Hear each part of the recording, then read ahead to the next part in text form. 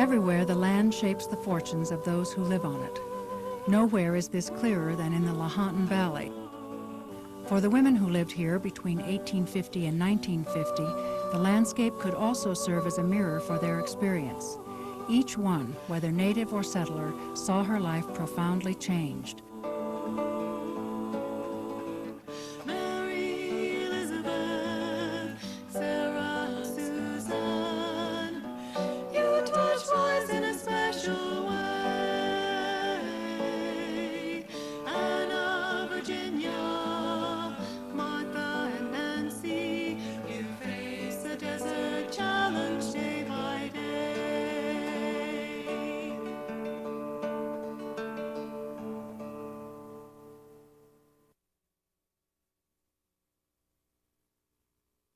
The vast distances of the landscape symbolize the separations they endured from family and friends and old familiar things.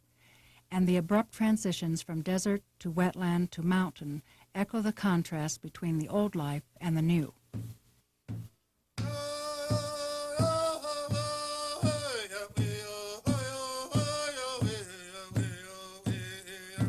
When the first Europeans arrived in the valley, the Paiute people were following the lifeways of the old ones. The Paiute women had an intimate knowledge of their environment and its seasonal variations. Marsh, desert, and mountain each yielded in their turn a resource that was essential to the old ones' way of life. The harvesting of pine nuts, tules, cattails, seeds, and birds' eggs for their very survival was a never-ending task. Each year they traveled on foot over 100 miles on their seasonal round from the wetlands of the Carson Sink to the pine nut groves in the surrounding mountains. The women were the preparers of food and the weavers. The baskets, manos, and matates that are so cherished today as collectibles are silent reminders of the hardships they often faced. The Paiutes tied their world together. Houses and boats, cradles and cooking utensils, even water bottles were made of woven and knotted fiber. Although quick to adopt the relative convenience of European-style clothing, they continued to make and use many traditional articles. Much of what we know of traditional Paiute lifeways we owe to three women, Wuzzie George, Alice Steve, and Peggy Wheat. Although they came from different worlds, they shared a common determination that the wisdom of the old ones should not be lost to future generations. Alice Steve was born near Lovelock, but spent most of her adult life in the Stillwater area. With her outgoing personality and her detailed knowledge of local plants and animals and the foods and medicines they could provide, Alice quickly found common ground with naturalist and anthropologist Peggy Wheat when the two women met in 1949. Alice introduced Peggy to her friend Wuzzie George, who was acknowledged by her people as an authority on the ways of their ancestors. Wuzzie George was born about 1880. As a child, she lived with her family in traditional Thule houses near Stillwater. From her grandmother, she absorbed the folklore and wisdom of her people and the practical skills by which they survived in the demanding desert environment.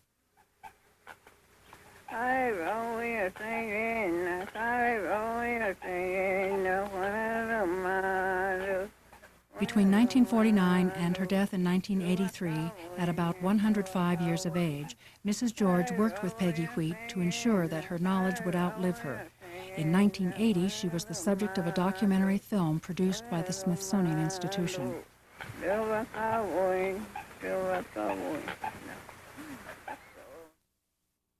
Margaret Peggy Wheat was born in Fallon in 1908, the daughter of Ruth and Stanley Marean. Gifted with an inquiring mind, she studied geology and anthropology at the University of Nevada and later worked for the U.S. Geological Survey, the Nevada State Museum, and the Desert Research Institute.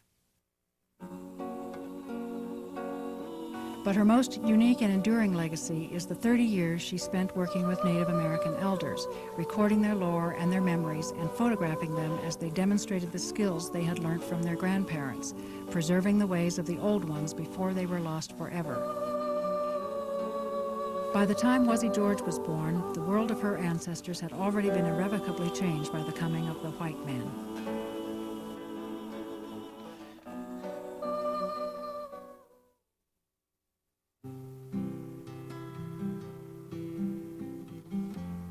In 1846, the trip across the country took 136 days by ox wagon, but by 1852, trail improvements allowed the fastest wagon trains to make the journey in only 85 days. In the 20 years between 1841 and 1860, some 200,000 immigrants crossed the 40-mile desert on their way to California. At least 1/4 of this number were women, exhausted, homesick, many pregnant, many grief-stricken from having buried a child or husband beside the trail, all apprehensive about the future.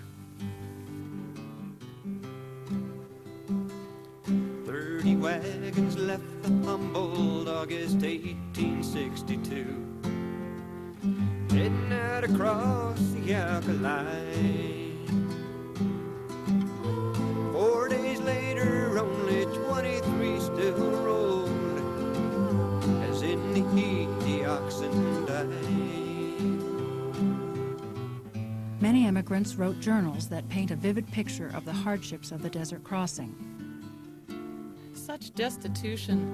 I saw one horse, saddle and bridle, a very good one too, sold on the desert for 3 gallons of water.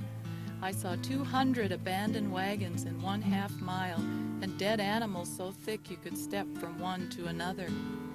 Each side of the road is white with bones of cattle and horses, but the sight of the dead is not so fearful as the sight of the living dying. God of heaven, could human suffering appease thy wrath? Many had to leave belongings on the trail, but on the 5th day they had found their way through hell. But the gold in California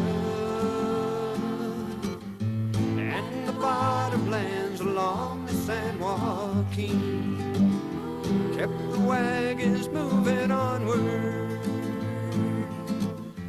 till they reached the fields of green where the Carson River flows and the cottonwood trees grow. Bring down your fiddle and your bow, and I'll sing a song for you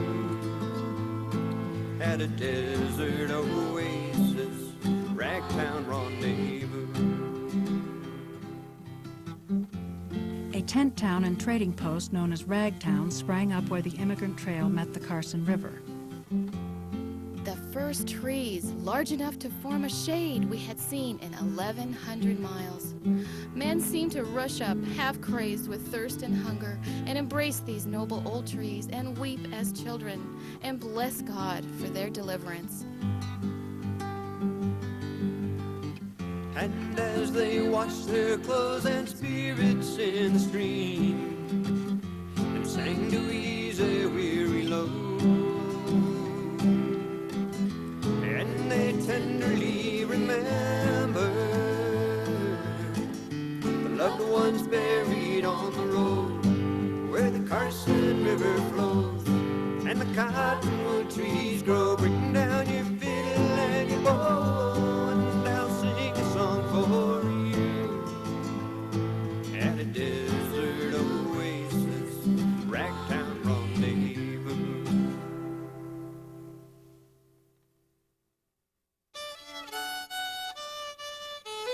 Delia Brown began her trek westward from Illinois in 1860 with her husband John. They set out with high hopes for the future, and Delia's journal reflects her optimism with lively accounts of the journey and personalities encountered along the way across the continent. It is indeed a sight to see the women busily prepare fires of buffalo chips when there is no wood, and prepare to cook the evening meal. The men pitch tents and care for the animals while the children romp, and later violins and voices make lively music, while people improvise a dance upon the grass when the day's work is done. The Browns did not cross the 40-mile desert, but instead followed the overland trail that had been opened that very year. Delia and her family settled on the Comstock and lived in Silver City for 5 years. Although much of Delia's journal remains determinedly upbeat, it is clear that she was uncomfortable with the boisterous frontier life of the mining town and did not enjoy many of the social opportunities it offered. We shall have preaching every Sabbath, and how it is needed. Most don't know the meaning of keeping the Sabbath in this crude new territory. There are many dances, but I don't care to go as I am no dancer and ladies are very scarce.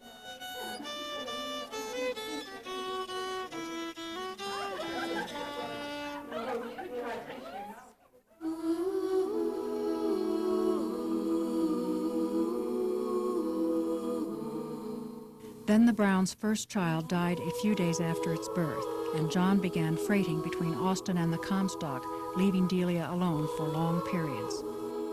We talk of leaving this place to try our luck elsewhere. I do hope the day is not far distant when we can live like a family and I not be alone so much. In 1865, the Browns moved to Churchill County. Once more, Delia was full of hope for their new life. I think we shall like it here, for already we seem blessed with health and good luck. But as time went by, it seems that the loneliness and sorrows of her life crushed Delia's spirit. A second beloved child died in infancy, and here too her husband was often away from home. I went to Grimes Station. First time away from home in 6 months, and had not seen a woman in that time. Alone again today. Wonder if any woman stays alone so much. I grieve myself nearly sick to think that I am no good, only for what work I can do. John has gone. He said he would be home tonight, but he don't come. Seems to me I never so lonely. Through clouds of loneliness and heartache, the laughter and the good times often shown. Through hard work and perseverance, you made this place your home. Not everyone left their family behind when they came west. In 1862, the Peugh sisters, Elizabeth, Eliza, and Sarah, with their husbands and Sarah's small son, left their home in Iowa together and joined a wagon train heading for California. Later, they would be joined by even more members of their extended family. Like Delia Brown, they followed the Overland Trail. The journey took 6 months, and it seems Sarah gave birth to a second child. By the time they reached Willow Station, near Ragtown, Sarah and her husband Lemuel Allen had exhausted their savings, but by selling a gallon of sorghum, a quilt, and 3 knives and forks for $11.50, they were able to restore their funds somewhat. Sarah and Lemuel, with Eliza and her husband William Harmon, left the wagon train and found work at Fort Churchill, then a bustling military outpost on the Carson River. Here they suffered a tragedy that was a bond of common experience among many pioneer families: the death of children. The Allens party was struck down first by typhoid fever, then by smallpox. The typhoid carried off Sarah's infant son, Willie, born on the journey west. Little David, the firstborn, survived both typhoid and smallpox, only to die of blood poisoning from a broken arm. Lem made a coffin for David from the sides of the ox wagon and buried him beside his brother. The Allens' next son, Judd, was not born until 4 years later. Family stories relate that when Judd was accused of being a ball baby in his earliest years, Sarah would say that she had marked him by all of the bitter tears she had shed over the 2 little graves. She told that whenever she looked out through a door or window, she saw David's little footprints in the adobe clay.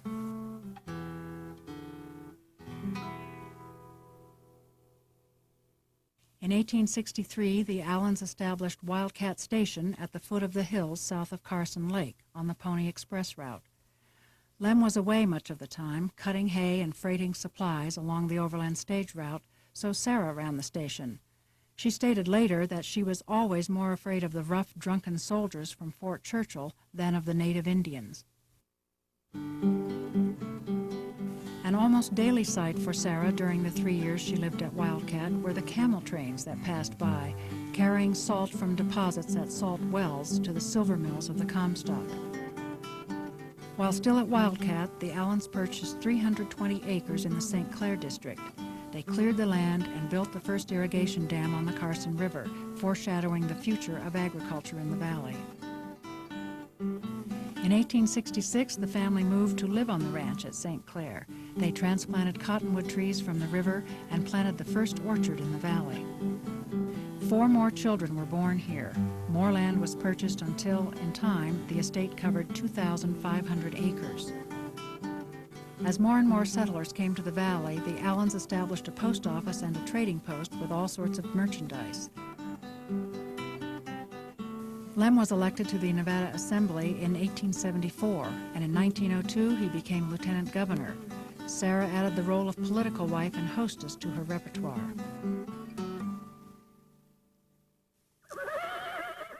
The Allens also loved fine horses and brought the first thoroughbred stock to the valley, where horse racing became a favorite pastime of the early ranchers. According to family tradition, the best jockey Lem could find was his daughter Daisy. So, with her breasts strapped flat and her hair tucked up under a cap, she rode in horse races until one day at Sacramento her cap fell off and her secret was out. Daisy had little formal education, but immense practical experience growing up on her parents' ranch and trading post. She was well equipped to seize the opportunities that offered when the land of Churchill County began to yield up another of its resources, silver. I'm going to whisper some words in your ear, but for goodness sake don't say I told you. There's a rumor of riches a-flying round here, but for goodness sake don't say I told you. The miners are coming with mules and with gear. The bankers and barkeepers follow them near. It's the silver that draws them, or that's what I hear. But for goodness sake, don't say I told you. In 1906, Daisy was 33 years old, and the mining town of Fairview, east of Fallon, was in its infancy.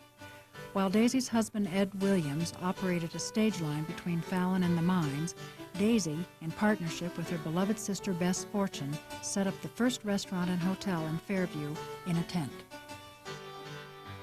There's a town in the desert where none was before, but for goodness sake don't say I told you. On the slopes of Mount Fairview they're mining the ore, but for goodness sake don't say I told you. No water, no trees, just the wind and the dust, good food and good cheer and the bright silver lust that keeps them all going through boom and through bust. But for goodness sake don't say I told you. Daisy recalled that it was so cold in that tent that she and Bess used to take turns putting their feet in the oven to warm them, but the food they prepared there earned a fine reputation. From prospector's grub to such cooking as Mrs. Williams and Mrs. Fortune spread before them was a delight seldom experienced by the hardy pioneer, and the fame of the two caterers was spread throughout the United States by hundreds of mining men who sat at their table. With the opening of the town site, the two ladies secured the excellent lots on a main street corner. For 3 months, they served from 100 to 200 meals a day.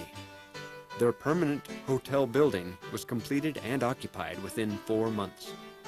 Fairview News.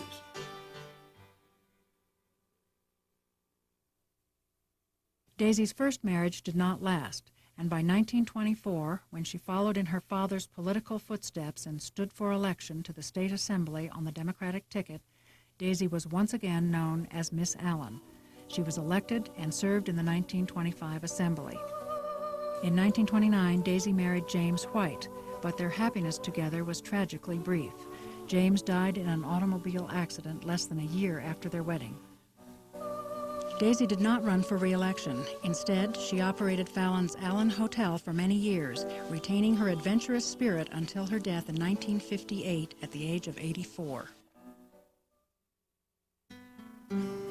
When Daisy was a girl helping in the store and post office on her parents' ranch, she may have met Elizabeth McCulloch Cushman, who would come there to collect the mail that was her link to the outside world. Elizabeth McCulloch had come to the West from Canada with her Scottish parents. By 1886, she was living in Carson City, where she had found employment as a seamstress. At 32 years of age, she believed she was too old to find love and the joy of marriage and a family, and when Josiah Jordan Cushman proposed to her, she was hesitant at first. He was a 47-year-old widower, and she feared the role of stepmother to his children. For his part, Josiah had to accept that if Elizabeth married him, she would bring her mother, father, and orphaned niece with her. However, all was agreed to, and Elizabeth and Josiah were married. The McCulloch clan moved to the Cushman Ranch in the St. Clair district, where Josiah had settled in 1861. Elizabeth, coming from the Bay of Fundy, attempted to grow ferns in the desert, to no avail. At 33, she became a mother, and at the age of 45, she presented her 62-year-old husband with their 7th child. After Josiah's death in 1913, Elizabeth and her sons continued to operate the ranch. 7 generations of her family have now farmed in this valley. By the turn of the century, the settlers of the Lahontan Valley had been attempting to spread the waters of the 3 branches of the Carson River over these fertile lands for more than 50 years, but there were still less than 10,000 acres under cultivation. All that was about to change.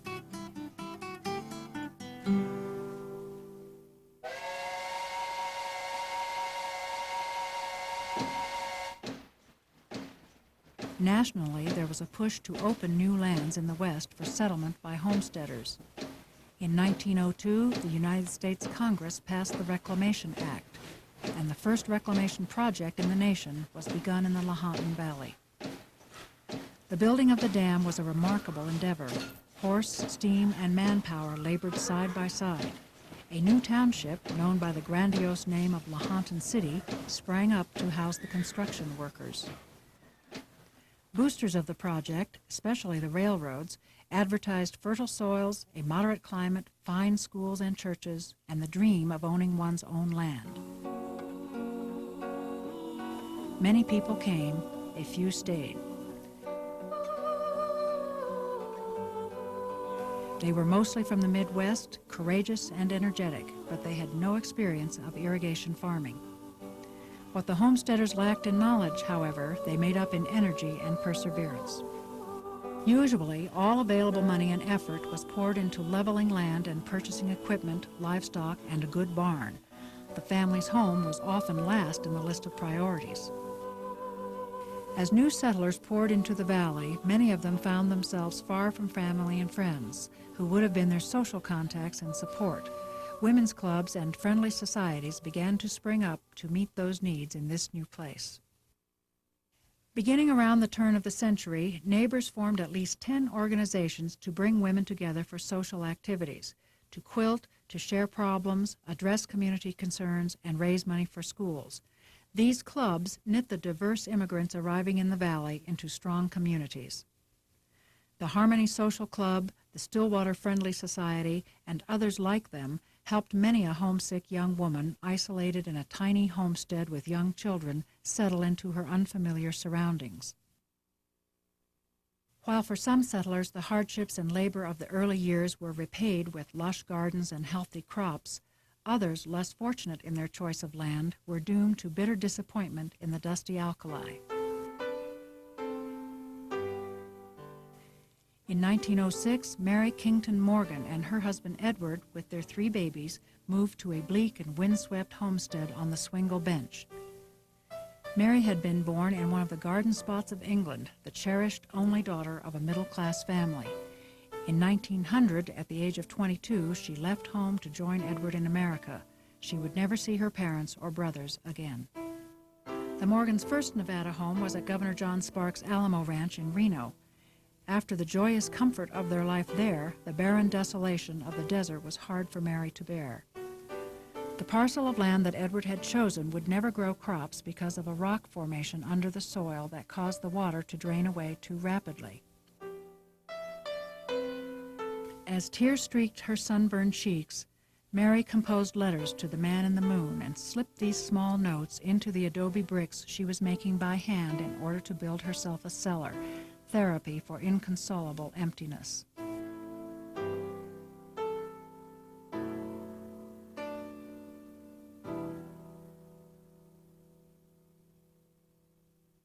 At their next home along the Carson River, she raised hundreds of chickens for eggs and meat, milked cows to make butter, and raised vegetables in an enormous garden.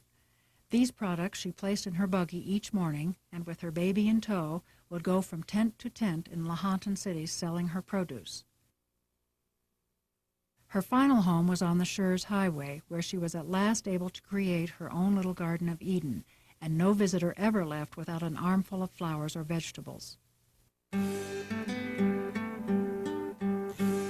While many women came to the valley in the traditional roles of wife and mother, others struck out on their own.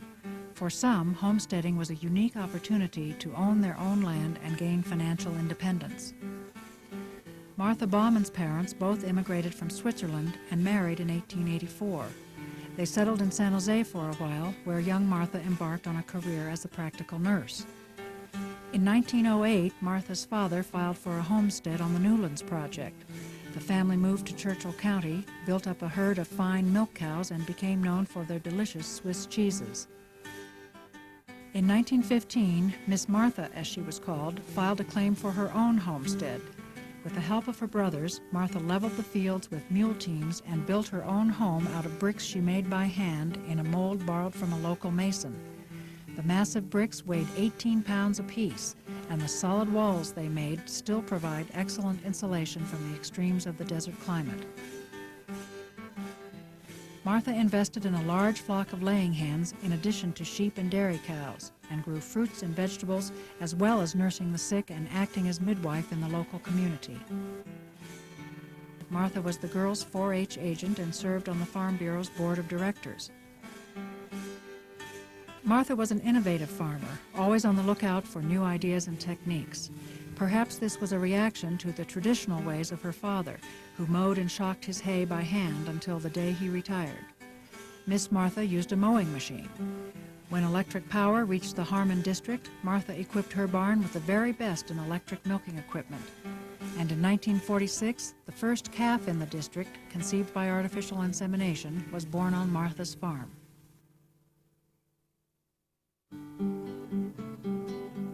In 1922, Sunset magazine published an article featuring another single woman who homesteaded her own land in the valley.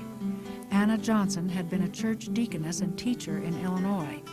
In 1910, her health was poor and her life savings amounted to only $300 when she read an article extolling the opportunities offered by the Truckee Carson Project. Anna had taught agriculture and manual training for years. Here was a chance to put her knowledge into practice. 2 months later, she alighted from a train at Fallon. Within a few days, she had selected her land, borrowed a horse and wagon to haul lumber from the town, and begun building a bridge across the irrigation ditch to her home site. As soon as she settled, Anna began the enterprise that would earn her the nickname the Turkey Queen. That first year, she raised 16 turkeys. There was little scientific information available on the subject, and Anna learned by trial and error, gradually adding to her flock and her knowledge until she was raising 600 birds. By the time she was featured in Sunset magazine, Anna was the proud owner of a trim little car, as well as a thriving orchard and garden. Her health restored, she farmed her homestead for 25 years and died in Fallon in 1935 at the age of 69. The sturdy little house she built, though unoccupied for years, still stands today, and currant bushes and fruit trees still bloom in the overgrown garden.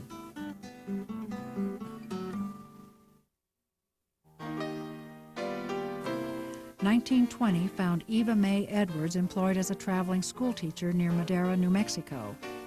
Mutual friends had introduced Eva by mail to Charles Lawrence, a 49-year-old bachelor who farmed near Stillwater.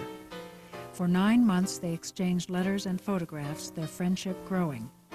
Although she knew Charles was in poor health, Eva accepted his invitation to come to Nevada to see if she would like to live in this area. Charles offered to pay her travel costs, but Eva declined, thinking it not proper. Traveling by train, Eva arrived in town on Decoration Day, 1920. Charley drove his new Buick to the depot to meet her. At his first glimpse of Eva, Charley exclaimed, "I believe that's the tallest woman I ever saw." He and his 6-foot bride were married 6 weeks later.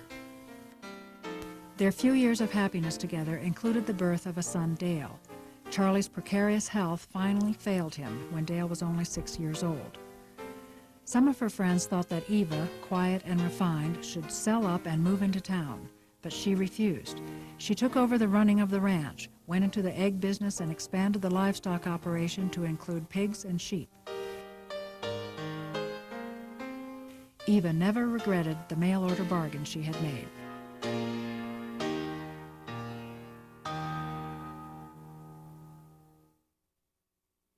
Many of the homesteaders and ranchers in the valley have reason to remember Mamie Tom Charley with gratitude.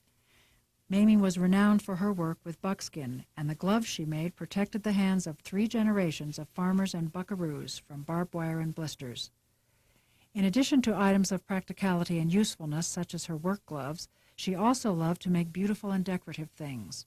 Many of the babies born in the valley wore a pair of Mamie's baby moccasins. Mamie's daughters still treasure many fine examples of her work. Mamie was born near Austin, Nevada, about 1900, and attended Stewart Indian School in Carson City. She and her husband, Dave Charley, lived in the Eastgate Ranch area most of their adult lives. To all who knew her, Mamie was a symbol of serenity and compassion. For Mamie's people, who had lived here undisturbed for centuries before the settlers came, and for the settlers themselves, who left old lives and familiar things to start afresh in a new place, the early years of Churchill County were times of turmoil and change. The Native Americans saw the traditional lifeways of their ancestors altered forever. The future, which till then had been a mirror of the past, became instead a window onto unfamiliar and sometimes frightening territory. The settlers left behind the relative comfort and convenience of 19th century civilization for a frontier life of hard work and loneliness in the most primitive conditions. But through all the hardships and privations they endured, the settlers were sustained by hope and optimism and faith, and by the dream of a better future that drew them here. Today's residents of Churchill County enjoy a much greater measure of physical comfort than their grandmothers, but face a future that may sometimes look less bright and less certain than it did to the courageous and hardworking women who pioneered the valley. Mary, Elizabeth, Sarah, Susan, you touch lives in a special way.